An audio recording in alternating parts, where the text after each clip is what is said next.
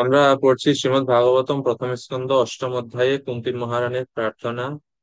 তো কুন্তির মহারানী তিনি ভগবানের কাছে প্রার্থনা নিবেদন করছেন। আমরা গত 2 দিন থেকে পড়ছি। তো আজকে আমরা 41 নম্বর, না, 42 নম্বর শ্লোক থেকে আজকে আমরা শুরু করতে পারছি। 41 পর্যন্ত গতকাল হয়েছিল। তো 42 নম্বর শ্লোক। তো 41 নম্বর শ্লোকে কুন্তী মহারানী প্রার্থনা করছেন যে আমার সাথে পাণ্ডবদের এবং বৃষ্ণিদের যে সম্পর্ক, স্নেহ পাশ, সেই স্নেহ পাশ আপনি ছিন্ন করুন। তো কৃষ্ণ বলছেন যে স্নেহ পাশ ছিন্ন করে তুমি কি ব্রহ্ম উপলব্ধি সম্পন্ন ব্রহ্ম উপলব্ধি লাভ করতে চাও? তুমি কি জ্ঞানী হতে চাও? বলছে আসলে না, আমি চাই আপনার প্রতি আমার মতি বা আমার মন যেন একনিষ্ঠ হয়, দৃঢ় হয় আপনার প্রতি মন। আর শুদ্ধ ভক্তরা, অর্থাৎ পাণ্ডব এবং বৃষ্ণিরা, তারা সবাই শুদ্ধ ভক্ত, কিন্তু তাদের সাথে আমার যে দেহভিত্তিক সম্পর্ক সেটা ছিন্ন করতে চাই। কিন্তু তাদের সঙ্গে ভক্তরূপ যে নিত্য সম্পর্ক, সেই নিত্য সম্পর্ক আমার বজায় থাকুক, এই ইচ্ছা নিয়ে কুন্তী মহারানী আগে 41 নম্বর শ্লোক বলেছেন। তো এখন আজকে আমরা 42 নম্বর শ্লোক পড়ছি। খুবই গুরুত্বপূর্ণ শ্লোক, এবং এটা কুন্তী মহারানীর শ্লোক না, এটা আমরা সকলেই আমাদের দৈনন্দিন প্রার্থনার মধ্যে ভগবানের কাছে সামনে দাঁড়িয়ে এই প্রার্থনা আমরা বলতে পারি। এই 42 নম্বর শ্লোক। त्वयि मे अनन्न विषया मति मधुपतसकृत् रतिम् उद्वा हता तब्धा गंगे वोघामुदन्नति।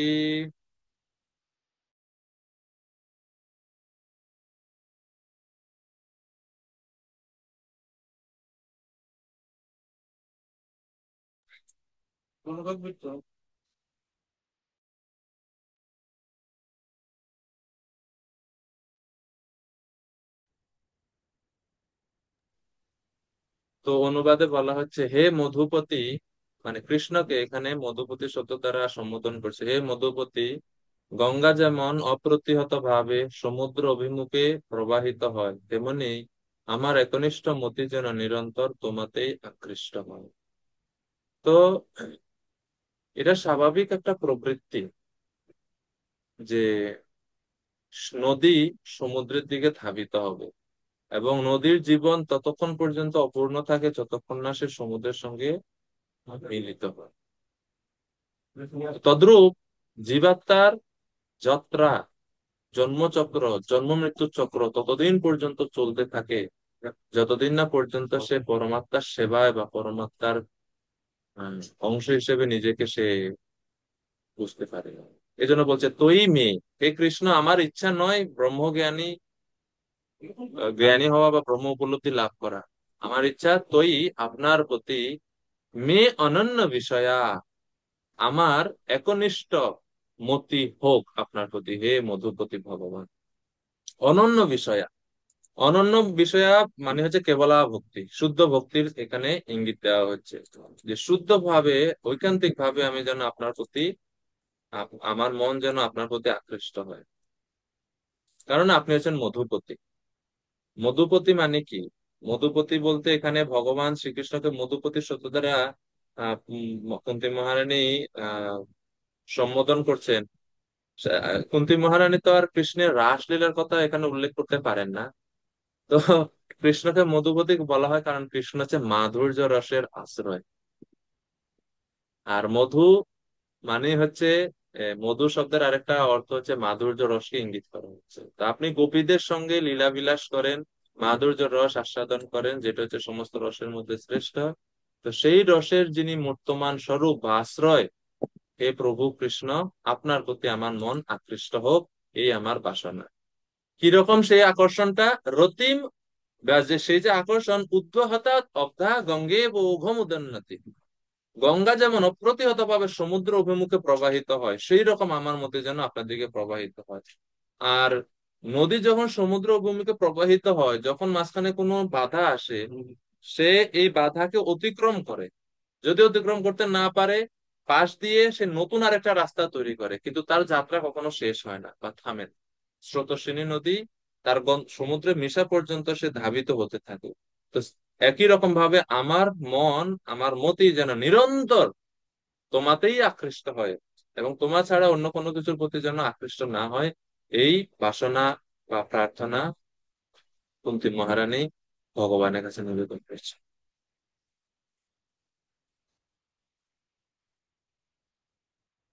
যেরকম আমরা ভীষ্মদেবের প্রার্থনাতেও দেখবো, ভীষ্মদেবও তার প্রার্থনাতে বলছেন, ইতিমতি উপকল্পিতা কৃষ্ণা ভগবতে সাত্ততপোঙ্গবে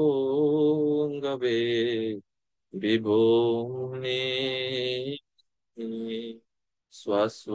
स्वसुखामुपगते क्वचित् विहार्तुम् प्रकृतिमुपेयुषु यद्भव প্রবাহ। এই প্রার্থনার দ্বারা তিনি বলছেন, ইতিমতি উপকল্পিতা বিতৃষ্ণা, আমার মন সমস্ত আহ বিষয় থেকে বিতৃষ্ণা হয়েছে এখন। ভগবতী সাত্তত পুঙ্গবে বিভূম্নি, সেই সাত্তত পুঙ্গবে সব ভক্তদের রক্ষাকারী ভগবানের প্রতি আমার মনকে আমি আজকে নিবদ্ধ করতে চাই। তো এভাবে বিষ্ণুদেব ওনার মনকে নিবদ্ধ, আর এটাই তো কৃষ্ণ ভাবনামৃতের মূল লক্ষ্য, তাই না? কৃষ্ণ ভাবনামৃত মানে কি? মনকে কৃষ্ণের ভাবনায়, কৃষ্ণের চিন্তায় পূর্ণরূপে নিমগ্ন করা, এটা কৃষ্ণ ভাবনামৃত। তার কুন্তী মাতা সেই প্রার্থনাই করছেন। শ্রীল প্রভুপাদের কৃপায় আমরা সেই সংস্থায় অংশগ্রহণ করার, সেই সংস্থায় যুক্ত হওয়ার সুযোগ লাভ করেছি। কিন্তু দুর্ভাগ্যের বিষয় এটা যে আমরা পূর্ণরূপে সেই লাভ নিচ্ছি না। তো এখন কুন্তী মহারানী দেখছেন যে এত কিছু প্রার্থনা করছি কিন্তু কৃষ্ণ নড়াচড়া নাই। তো এখন 43 নম্বর শ্লোক, এটা হচ্ছে শেষ শ্লোক। কুন্তী মহারানী এই শ্লোকে ভগবানের নাম সংকীর্তন করছে। যখন অন্য কোনো ভক্তির অঙ্গ আর কাজ করে না, তখন সর্বশেষ এবং সবচেয়ে বেশি শক্তিশালী ভক্তির অঙ্গ হচ্ছে ভগবত নাম। শ্রী কৃষ্ণ কৃষ্ণ সখা বৃষ্ণি ঋষভাবনিদ্রুক রাজন্ন বংশদহনানপবর্গবীর্যা গোবিন্দ গোত্রিজ সুরার্তি হরাবতার যোগেশ্বরাখিল গুরো ভগবান নমস্তে। ভগবানের নাম উচ্চারণ করে করে ভগবানকে প্রণাম করছে। গৌর চৈতন্য প্রভু কৃপা করে এর অনুবাদটা পড়তে পারেন। 43 নম্বর, মাইকটা অন করুন কৃপা করে। হ্যাঁ। প্রণাম প্রভু, হরে কৃষ্ণ। হে কৃষ্ণ, হে অর্জুনের সখা, হে বিষ্ণুকুল শ্রেষ্ঠ, পৃথিবীতে উৎপাতকারী রাজন্যবর্গের তুমি বিনাশকারী, তুমি অক্ষয় বীর্য, তুমি গোলকাধিপতি, গাভী, ব্রাহ্মণ এবং ভক্তদের দুঃখ দূর করার জন্য তুমি অবতরণ করো। তুমি যোগেশ্বর, জগৎগুরু, সর্বশক্তিমান ভগবান, এবং তোমাকে আমি বারবার সশ্রদ্ধ প্রণতি নিবেদন করি। হরে কৃষ্ণ। তো এটা হচ্ছে ওনার কুন্তী মহারানী কৃত শেষ শ্লোক। এবং তিনি দেখছেন যে এত কিছু নিবেদন করছে কিন্তু কৃষ্ণের মানে চেহারা দেখে বোঝা যায় না যে থাকবে কিনা, চলে যাবে আমাদেরকে ছেড়ে। আহ, তো এই জন্য তিনি প্রার্থনা করছেন যে প্রভু, আপনার নাম হচ্ছে আমার শেষ আশ্রয়। তো সেজন্য নাম এবং প্রণাম এই দুইটা জিনিসের আশ্রয় তিনি নিচ্ছেন। শ্রীকৃষ্ণ, হে প্রভু শ্রীকৃষ্ণ, কৃষ্ণ সখা, হে অর্জুনের সখা কৃষ্ণ, বৃষ্ণি ঋষভ, বৃষ্ণি বংশীয়দের মধ্যে শ্রেষ্ঠ কৃষ্ণ, অবনিদ্রোক, পৃথিবীর পৃথিবীতে উৎপাতকারী রাজন্য বর্গের ধ্বংসকার নষ্টকারী ধ্বংসকারী কৃষ্ণ, বিনাশকারী কৃষ্ণ। তারপরে গোবিন্দ মানে গাভী, ব্রাহ্মণ এবং ভক্তদের দুঃখ দূরকারী কৃষ্ণ। হে যোগেশ্বর, হে অখিল গুরু, হে ভগবান, আপনার উদ্দেশ্যে প্রণাম। প্রত্যেকটা নাম তিনি উচ্চারণ করছেন যে কোনো না কোনো কারো না কারো দুঃখ ভগবান দূর করেন। গোবিন্দ মানে গাভীদের, ব্রাহ্মণদের, ভক্তদের দুঃখ দূর করেন। এর দ্বারা তিনি বলছেন আমিও তো দুঃখিত, আমিও তো আপনার ভক্তদের মধ্যে পরিগণিত, তোমারও দুঃখ আপনার দূর করা উচিত, আপনি কৃপা করে আমাদের সাথে থাকুন। এভাবে ভগবান কাছে প্রণাম নিবেদন করে ভগবানের মহিমা কীর্তন করে তিনি শেষ করলেন। প্রভুপাদ বলছেন এখানে শ্রীমতী কুন্তী দেবী পরমেশ্বর ভগবান শ্রীকৃষ্ণের প্রকৃত পরিচয় সংক্ষেপে প্রদান করেছেন। তো ভগবানের অনেকগুলো বৈশিষ্ট্য এই এক শ্লোকের দ্বারাতে তিনি নিবেদন করেছেন, ভগবানের মহিমা কীর্তন করলেন এই শ্লোকের দ্বারা।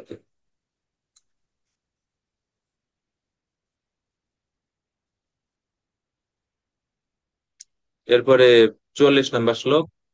তো ভগবানের কাছে যে প্রার্থনা নিবেদন করলেন এতগুলো শ্লোকের দ্বারা কুন্তী মহারানী, এর প্রতিদান স্বরূপ ভগবান কি করলেন? সুত গোস্বামী পরের শ্লোকে বলছেন, সুত উবাচ পৃথয়া ইত্থম কলপদৈ পরিণুতখিলোদয়ঃ মন্দম জহাস বৈকুণ্ঠো মোহয়ন ইব মায়য়া। সুত গোস্বামী বললেন যে পরমেশ্বর ভগবান তার মহিমা কীর্তনের উদ্দেশ্যে সুনির্বাচিত শব্দমালার দ্বারা রচিত কুন্তী দেবীর প্রার্থনা এভাবে শ্রবণ করে মৃদু হাসলেন। সেই হাসি তার যোগ শক্তির মতোই ছিল মনোমুগ্ধকর। তো এত প্রার্থনা করলেন, আর এর বিনিময়ে ভগবান স্মিত হাসলেন, মৃদু হাসলেন। আর এই হাসিটাই হচ্ছে ভক্তদের সবচেয়ে বড় পাওনা জীবনে।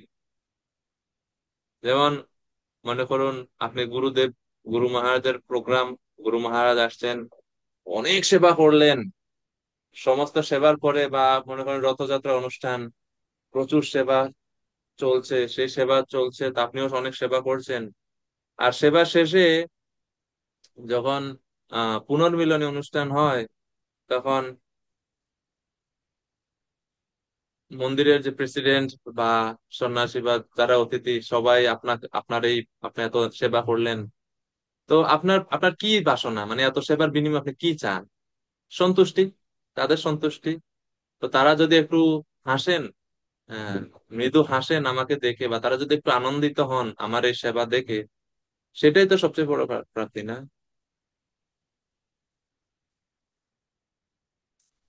তো এই জন্য কৃষ্ণের এই মুখমণ্ডলের হাসি দেখে কুন্তী মহারানী সন্তুষ্ট হয়ে গেছে।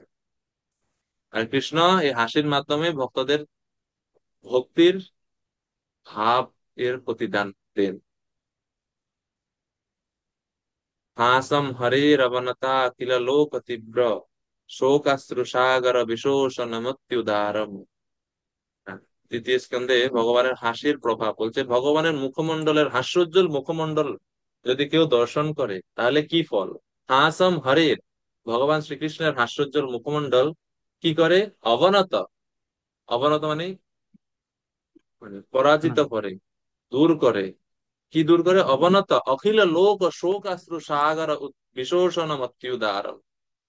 অখিল লোক মানে পূর্ব পূর্ব অনেক অনেক জন্মের, শত শত জীবনের কান্নার ফলে যে শোকের সমুদ্র বা কান্না, আমাদের যে কান্নার যে জল দিয়ে যে তৈরি যে সমুদ্র, বলছে আমরা এত এত জীবন ধরে পৃথিবীতে ঘুরপাক খাচ্ছি, কষ্ট পাচ্ছি, এবং এত কান্না এত অশ্রু বিসর্জন করছি, সেইগুলো সমস্ত অশ্রুবিন্দুকে যদি যোগ করা হয় তাহলে একটা সমুদ্র হয়ে যাবে।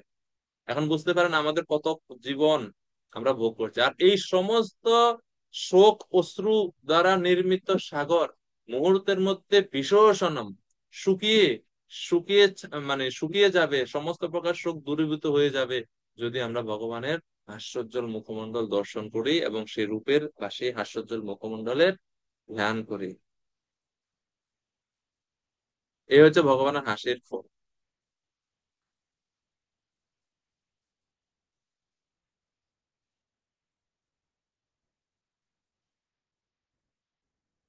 তো এই জন্য ভগবান তার স্মিত হাসির দ্বারা কুন্তী মহারানীর যে প্রার্থনা, সেই প্রার্থনার স্বীকৃতি করলেন, স্বীকৃতি জানালেন। এরপরে 45 থেকে 52 নম্বর শ্লোকে কৃষ্ণ শোক সন্তপ্ত যুধিষ্ঠিরের প্রতি কৃষ্ণের উপদেশ বা কৃষ্ণের কথোপকথন আমরা এখন দেখবো।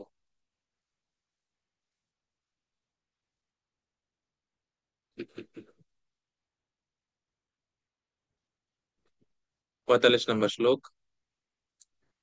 তাম বাঢ়মিতি উপামন্ত্র্য প্রবিশ্য গজস গজসাহ্বয়ম স্ত্রিয়শ্চ সপুরম যস্যান প্রেমনা রাজ্ঞা নিবারিতাঃ। শ্রীমতী কুন্তী দেবীর প্রার্থনা এভাবে গ্রহণ করে পরমেশ্বর ভগবান পরে হস্তিনাপুরের প্রাসাদে প্রবেশ পূর্বক অন্যান্য মহিলাদের তার বিদায়ের কথা জানালেন। কিন্তু তিনি গমনোদ্যত হলে মহারাজ যুধিষ্ঠির তাকে প্রেম ভরে অনুনয় করে নিবারণ করলেন।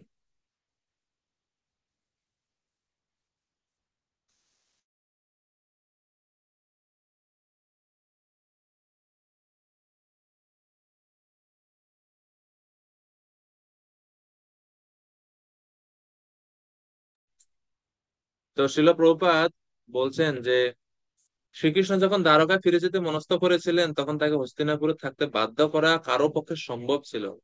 কিন্তু আরো কয়েকদিন সেখানে থাকার জন্য মহারাজ যুধিষ্ঠিরের সরল অনুরোধ তৎক্ষণাৎ কার্যকরী হয়েছিল। এর থেকে বোঝা যায় যে প্রেমপূর্ণ স্নেহই ছিল মহারাজ যুধিষ্ঠিরের শক্তি, যা ভগবান উপেক্ষা করতে পারেন। কুন্তী মহারানী থাকার জন্য বলছে, কিন্তু কৃষ্ণ বলছেন না, আমাকে যেতে হবে। তো গমন উদ্যত মানে গাড়িতে উঠে গেছেন, কিন্তু যুধিষ্ঠির মহারাজ প্রেম ভরে অনুনয় করছেন যে থাকেন আরো কিছুদিন।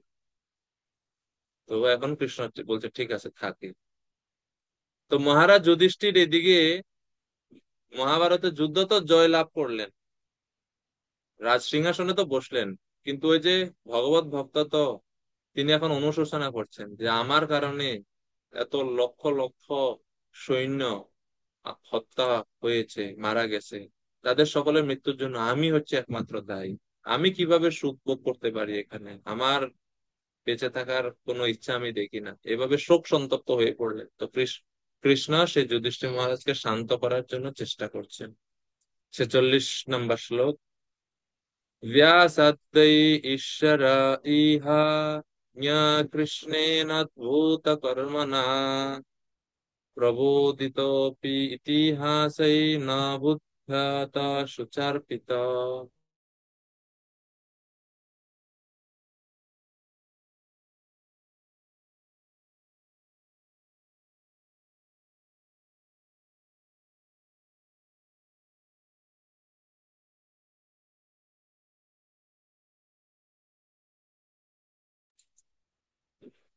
তো মহারাজ যুধিষ্ঠির এর অশান্তির কথা এই 46 নম্বর শ্লোকে বলছেন যে ব্যাসদেব প্রমুখ মহর্ষিগণ এবং অদ্ভুত কর্মা স্বয়ং শ্রীকৃষ্ণ ইতিহাস আদি শাস্ত্রসমূহে প্রমাণ উল্লেখ পূর্বক উপদেশ দেওয়া সত্ত্বেও শোক সন্তপ্ত মহারাজ যুধিষ্ঠির শান্তি পেলেন না।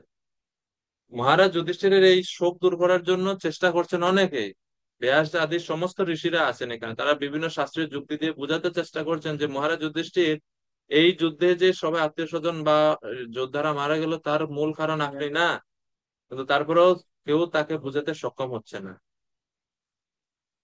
তো এখানে কৃষ্ণকে অদ্ভুত কর্মণা বলা হয়েছে কারণ তিনি যুধিষ্ঠিরকে এমন ভাবে মোহিত করছেন।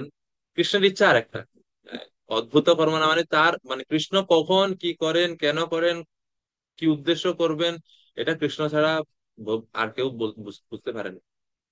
তো কৃষ্ণের ইচ্ছা হচ্ছে ভীষ্মদেবের মহিমা বৃদ্ধি করা, ভীষ্মদেবের মহিমা জগৎবাসীর কাছে প্রকাশ করা। সেই উদ্দেশ্যে কৃষ্ণ এখন মোহিত করেছেন যুধিষ্ঠিরকে। যেরকম কৃষ্ণ ভগবত গীতার উপদেশ দেওয়ার জন্য অর্জুনকে মোহিত করেছেন, তদ্রূপ কৃষ্ণ এখন মোহিত করছেন যুধিষ্ঠিরকে, যেন ভীষ্মদেবের কাছ থেকে উপদেশ প্রাপ্ত হয় যুধিষ্ঠির মহারাজ। তো এই জন্য এত সবাই উপদেশ দিচ্ছে, মানে ব্যাসদেব থেকে শুরু করে সব মুনি ঋষিরা, কিন্তু তারও উপদেশে মানে শান্ত হচ্ছে না যুধিষ্ঠির মহারাজের হৃদয়। কেন শান্ত হচ্ছে না? কৃষ্ণ ভিতর থেকে তাকে শান্তি দিচ্ছেন না। এমনকি কৃষ্ণ নিজেও তাকে বুঝাচ্ছেন, কিন্তু কোনো বুঝে আহ যুধিষ্ঠির মহারাজ শান্ত না। তো তখন বলছে ঠিক আছে, তো তুমি ভীষ্মদেবের কাছ থেকে জ্ঞান লাভ করো, শান্ত, ওনার কাছ থেকে উপদেশ শ্রবণ করো।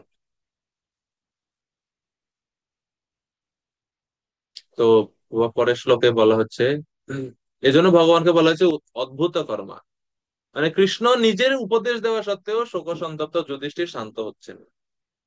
তো কৃষ্ণ তার শুদ্ধ ভক্ত ভীষ্মকে মৃত্যুকালে দর্শন দান করে তাকে সুখী করার জন্য এবং যুধিষ্ঠির মহারাজ যেন ভীষ্মদেবের কাছ থেকে উপদেশ প্রাপ্ত হয় শেষ সময়ে, সেই জন্য কৃষ্ণের এই ইচ্ছা বা এই চিন্তা। তো এই জন্য ভগবানের একটা বিশেষ বৈশিষ্ট্য, ভগবান তার ভক্তের মহিমা বৃদ্ধি করতে চান। তার ভক্তের মহিমা বৃদ্ধি করার জন্য ভগবান সবসময় চেষ্টা করেন, ভগবান সবসময় চান যে ভক্তের মহিমা বৃদ্ধি হোক। এই জন্য 47 নম্বর শ্লোক। আহ রাজা ধর্মসুতা চিন্তয়ান সুহৃদাম বধাম প্রকৃতেনাত্মনা বিপ্রা স্নেহ মোহ বশং গতঃ। হে মুনিগণ, ধর্মপুত্র মহারাজ যুধিষ্ঠির তার আত্মীয় বন্ধুবর্গের মৃত্যুতে সাধারণ জাগতিক মানুষের মতো শোকাভিভূত হয়েছিলেন, এবং এইভাবে স্নেহ ও মোহের বশীভূত হয়ে তিনি বলতে লাগলেন। তো এই যে এখন যুধিষ্ঠিরের যে মোহ, সেটা ভগবানের ইচ্ছাতে হচ্ছে, মহামায়ার দ্বারা না। তো আত্মীয় স্বজনদের প্রতি স্নেহ দ্বারা মোহে মোহে বশীভূত হয়ে তিনি কি শোক করলেন? 48 থেকে 52 নম্বর শ্লোক পর্যন্ত যুধিষ্ঠির মহারাজের শোকের বর্ণনা দেওয়া হচ্ছে। তো 48 নম্বর শ্লোক। অহো মে পশ্যতজ্ঞানম হৃদি রূঢ়ম দুরাত্মনঃ পারকস্যেব দেহস্য বহ্ব মে অক্ষৌহিনী হতা। হায়, আমি অত্যন্ত পাপিষ্ঠ, আমার হৃদয় গভীর অজ্ঞানতায় আচ্ছন্ন। এই দেহ, যা অবশেষে অন্যদের ভক্ষ, তারই জন্য আমি বহু বহু অক্ষৌহিনী সেনা বধ করেছি। এভাবে তিনি শোক করছেন, আমি বহু বহু অক্ষৌহিনী সেনা বধ করেছি। আসলে যুধিষ্ঠির মহারাজ বহু বহু অক্ষৌহিনী সেনা বধ করেননি নিজে, কিন্তু ওনার কারণে বা ওনার নির্দেশে আহ, অনেকে বধ বা নিহত হয়েছে। তো সেই জন্য তিনি নিজেকে দায়ী করছেন যে আমি হচ্ছে মূল দায়ী,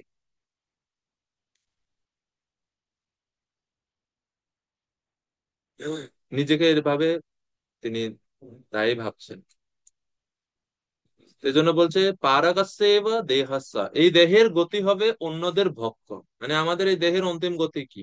যে দেহের জন্য যুধিষ্ঠির মহারাজ চিন্তা করছেন, আমি আমার এই দেহকে ভালোভাবে আহ রাখার জন্য, ভালোভাবে ভরণ পোষণের জন্য আমি রাজ্য লাভ ভোগ করতে চেয়েছিলাম, কিন্তু এই দেহের অন্তিম গতি হচ্ছে এটা অন্যদের ভক্ষ হবে।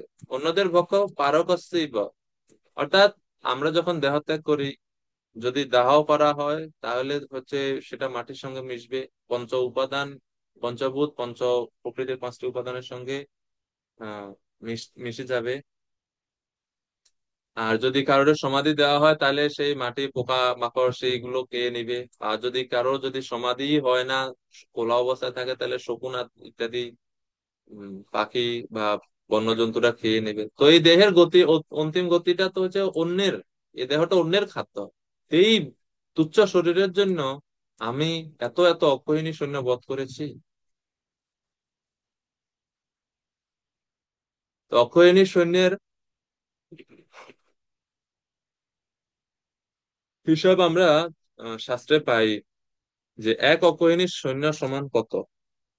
তো বলা হচ্ছে যে 21,870 হাতি, 21,870 রথ, 65,610 ঘোড়া, 1,09,350 জন পদাতিক বাহিনী বা পদাতিক সৈন্য, এই টোটাল হচ্ছে এক অক্ষৌহিনী। তো অর্থাৎ এক অক্ষৌহিনীতে 2,18,700 সৈন্য থাকে। এ হচ্ছে এক অক্ষৌহিনী সৈন্যের বর্ণনা। এরকম 18 অক্ষৌহিনীর সৈন্য কুরুক্ষেত্রের যুদ্ধে উপস্থিত ছিল, আর মাত্র 10 থেকে 12 জন জীবিত ফিরে আসছে, আর সব হরে কৃষ্ণ। তো এই জন্য নিজেকে দায়ী ভাবছেন তিনি।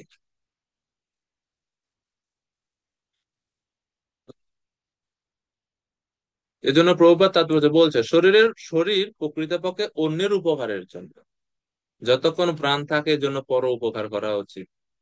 হ্যাঁ, মৃত্যুর পর এটা কুকুর শৃগালের ভক্ষ হবে এই শরীর, প্রভুপাদ ব্যাখ্যা করছেন। এরপরে আরো বলছেন 49 নম্বর শ্লোকে, বালদ্বিজা সুহৃৎ মিত্র পিতৃভ্রাতি গুরুদ্রোহ ন মে স্যাৎ নিরয়াত মোক্ষ অপি হি অপি বর্ষায়ুতায়ুতৈ।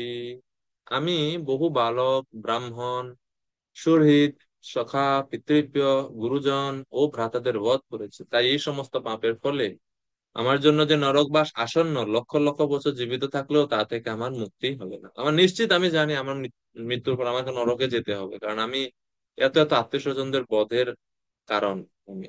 তো এইভাবে নরক যন্ত্রণার কথা তিনি ভাবছেন। যেরকম অর্জুনও যুদ্ধের শুরুতে বলছে যে নরকের নিয়তম বা আসম, আমাদের নরকে যেতে হবে কুলক্ষয় হলে, এবং আমার পাপ হবে যদি আমি আত্মীয় স্বজনদেরকে বধ করি, সেজন্য তিনি যুদ্ধ করতে অস্বীকার করেছিলেন।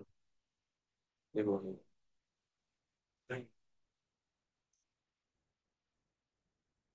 50 নম্বর শ্লোক,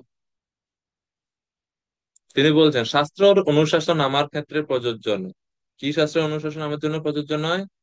বলছে যে ন্যায়সঙ্গত কারণে প্রজাপালক রাজা শত্রু বধ করলে কোনো পাপ হয় না, কিন্তু শাস্ত্রের এই সমস্ত অনুশাসন আমার ক্ষেত্রে প্রযোজ্য নয়। কেন? যুধিষ্ঠির মহারাজ ভাবছেন যেহেতু দুর্যোধন ইতিমধ্যে প্রজাদের সুরক্ষা দিচ্ছিল, আমি কেবল রাজ্য লোভে বহু লোককে হত্যা করেছি, এবং এর ফলে আমার পাপ হবে, আমি পাপ থেকে মুক্ত হব কি করে, আমার তো নরকে বাস হবে। এভাবে চিন্তা করছেন যে দুর্যোধন তো ছিল, সে তো রাজা, প্রজাদের সুরক্ষা দিচ্ছিল, সে রাজা হতো, সমস্যা কি? কিন্তু আমি তো লোভ করেছি, এই কারণে তিনি নিজেকে দোষী ভাবছেন। 51 নম্বর শ্লোক, তিনি বলছেন যে আমি শত্রুতা সৃষ্টি করেছি অনেক আত্মীয়দের সাথে। স্ত্রীণাম মত হতবন্ধূনাম দ্রোহো ইয়াসো ইহোত্থিতঃ কর্মভি গৃহমেদীয়ৈ নহম কল্প ব্যপহিতুম। আমি স্ত্রীলোকদের বহু পতি ও বান্ধবকে বধ করেছি, এবং এইভাবে আমি এতই শত্রুতার সৃষ্টি করেছি যে জড়জাগতিক কল্যাণ সাধন দ্বারা তা অবনোদন করা সম্ভব নয়। আমি কোনো পুণ্যকর্ম দ্বারা বা কোনো কিছুর দ্বারা এই পাপের প্রায়শ্চিত্ত আমি করতে পারবো না, এইরকম ভাবছেন তিনি। আমি অনেকের সঙ্গে শত্রুতাও সৃষ্টি করেছি। তো প্রভাত বলছেন যে জগৎটাই হচ্ছে দ্বন্দ্বময় জগৎ, আর এই অনিচ্ছা সত্ত্বেও পাপ হবেই। এজন্য কর্ম এমন প্রক্রিয়া করা উচিত যেন প্রতিক্রিয়া সৃষ্টি না হয়। আর গীতায় এর উপদেশ দিয়ে ভগবান বলছেন যে আহ কর্ম যদি ভগবানের উদ্দেশ্যে করা হয়, ভগবানের সন্তুষ্টি বিধানের জন্য করা হয়, তাহলে সেই কর্ম যজ্ঞে পরিণত হয়, আর সেই কর্মের ফলে কোনো পাপ আর কর্তাকে স্পর্শ করতে পারে না। তো প্রভুপাদের জন্য বলছেন যে প্রকৃতপক্ষে পাণ্ডবদের কোনো পাপই স্পর্শ করতে পারেননি, যারা ছিলেন ভগবানের আজ্ঞা পালনকারী। যারা নিজেদের ব্যক্তিগত স্বার্থের জন্য যুদ্ধ ঘোষণা করে, তাদেরই সেই যুদ্ধের সমস্ত দায়িত্ব বহন করতে। যেহেতু পাণ্ডবেরা নিজেদের ইচ্ছা মতো যুদ্ধ করেনি, কৃষ্ণের আদেশে করেছে, তাদের যুদ্ধ করার কোনো ইচ্ছা ছিল না, সেজন্য তাদেরকে পাপ ভোগ করতে হবে না, এভাবে। কিন্তু যুধিষ্ঠির মহারাজ তারপরে ভাবছেন যে আমি হচ্ছে পাপ। 52 নম্বর শ্লোক, কর্দমের দ্বারা যেমন কর্দমাক্ত জল পরিশ্রুত করা যায় না, অথবা সুরার দ্বারা যেমন সুরা কলঙ্কিত পাত্র পবিত্র করা যায় না, তেমনি যজ্ঞে পশু বধ করে নরহত্যা জনিত পাপও রোধ করা যায় না। তিনি মুনি ঋষিরা বলছেন যে আপনি প্রায়শ্চিত্ত করেন, অশ্বমেধ যজ্ঞ করেন, তাহলে আপনি সমস্ত পাপ থেকে মুক্ত হয়ে যাবেন। বলছে মানে মদ দিয়ে যদি কেউ পাত্র ধোয়, তাহলে সেই পাত্র কখনো পবিত্র হবে? কখনো পবিত্র হবে না, পাত্র অপবিত্র থাকবে। তদ্রূপ পশুবধ করে নরহত্যা জনিত পাপও রোধ করতে আমি সক্ষম হব না। তো দুইটা উপমা ব্যবহার করছে, কর্দমের দ্বারা কর্দমাক্ত জল পরিশ্রুত করা যায় না, সুরার দ্বারা সুরা কলঙ্কিত পাত্র পবিত্র করা যায় না। তো প্রভুপাদ তাৎপর্যের জন্য বলছে কলহ এবং কপটতার এই যুগে যজ্ঞ অনুষ্ঠান করার মতো সুদক্ষ কোনো ব্রাহ্মণ না থাকায় এই সমস্ত যজ্ঞ অনুষ্ঠান করা সম্ভব না।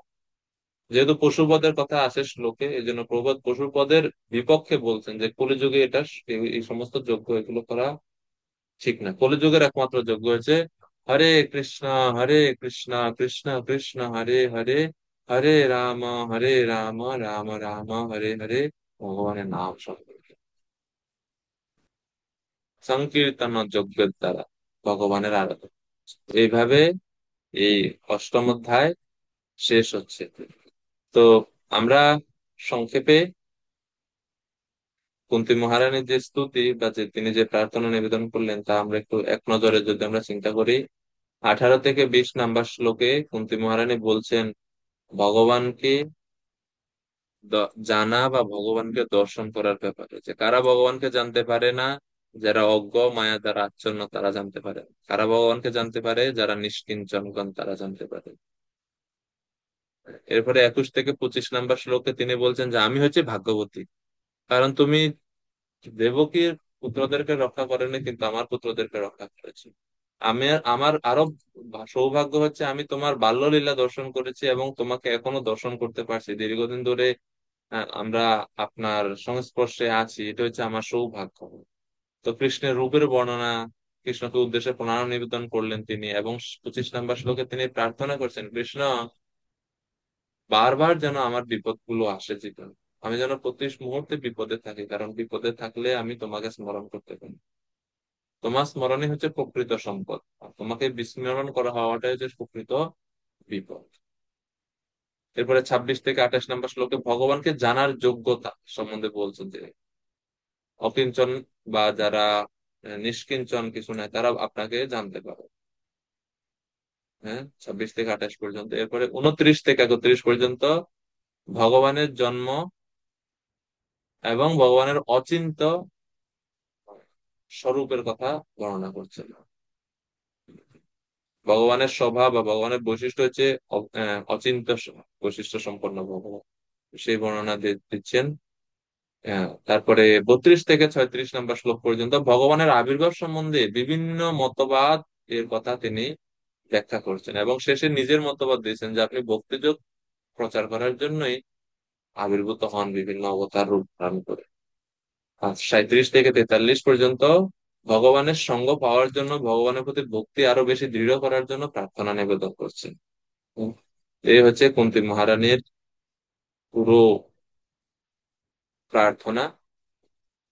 আপনাদের একটা ছোট্ট হোমওয়ার্ক থাকবে, এই প্রার্থনা থেকে আপনারা 4টা শ্লোক মুখস্থ করবেন। প্রথম শ্লোক, নমস্তে পুরুষং ত্বদ্ভক্ত। তারপরে 2টা প্রণাম মন্ত্র আছে, এটা আর আমি দিচ্ছি না, এটা তো অনেকে আপনারা পারেন। 2টা প্রণাম মন্ত্র আছে, 2টা প্রণাম মন্ত্র তো শিখবেনই, এটা কাউন্ট করছি না আমরা। এরপরে বিপদা সন্তুতা শাশ্বত, এই শ্লোক। জন্মৈশ্বর্য শ্রুত শ্রীভি, এই শ্লোক। তৈমানন্য বিষয়া, এই শ্লোক। এই 4টা শ্লোক আপনারা কৃপা করে মুখস্থ করে সবাই গ্রুপে রেকর্ড করে দিবেন।